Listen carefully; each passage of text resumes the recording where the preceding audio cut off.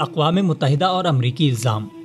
6 دسمبر کو امریکی صدر ڈونلڈ ٹرمپ نے عالمی قوانین سے انحراف کرتے ہوئے فلسطین کے مقبوضہ شہر یروشلم کو اسرائیل کا دارالحکومت قرار دیا۔ It is time to officially recognize Jerusalem as the capital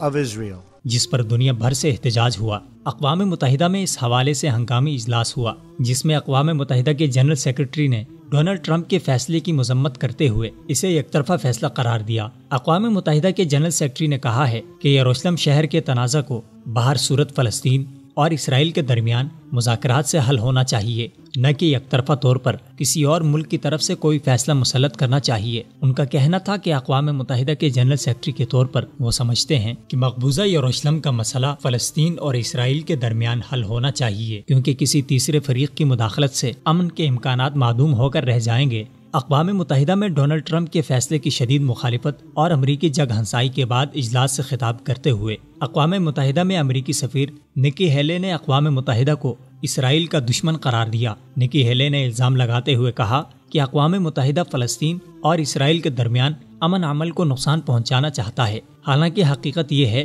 کہ امریکی صدر نے اپنے احمقانہ فیصلے کے ذریعے سے یک طرفہ طور پر اس تنازع کو مزید پیچیدہ اور مشکل بنا دیا ہے، جس سے امن کی راہیں مسدود ہو کر رہ گئی ہیں۔ سابقہ امریکی صدور یروشلم ایمبیسی ایکٹ 1995 کے تحت اپنے سفارت خانے کی یروشلم منتقلی کو 22 سال سے مؤخر کرتے آئے ہیں، تاہم موجودہ امریکی صدر ڈونلڈ ٹرمپ نے مضبوط ترین یہودی لابیوں کے دباؤ کے تحت امریکی سفارت خانہ یروشلم منتقل کر دیا ہے۔ We will move the American embassy to the eternal capital of the Jewish people, Jerusalem. جس سے پورے خطے کا امن داؤ پر لگ گیا ہے، لیکن اس کے باوجود اقوام متحدہ میں امریکی سفیر اپنے متعصبانہ فیصلے پر ندامت ظاہر کرنے کی بجائے اس کا دفاع کر کے دنیا کی آنکھوں میں دھول جھونک رہی ہیں۔ امریکہ اپنے متعصبانہ فیصلے کے دفاع کے لیے کھل کر عالمی مینڈیٹ اور عالمی قوانین کے ماننے سے انکار کر رہا ہے، جس کا صاف سا مطلب یہ ہے کہ امریکہ اپنی مرضی کے سامنے کسی قسم کے جائز و ناجائز حدود کا قائل نہیں، بلکہ حسب منشا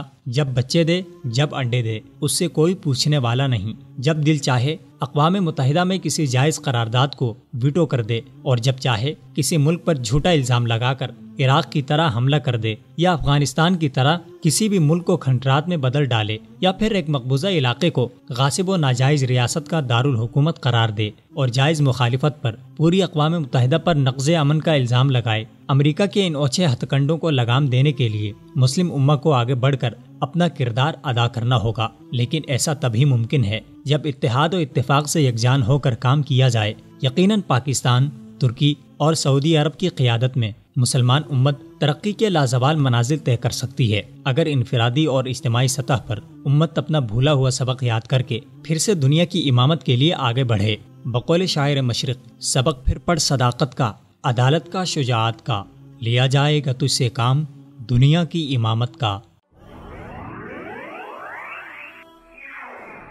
وصال اردو۔ اندھیری رات میں ایک روشن چراغ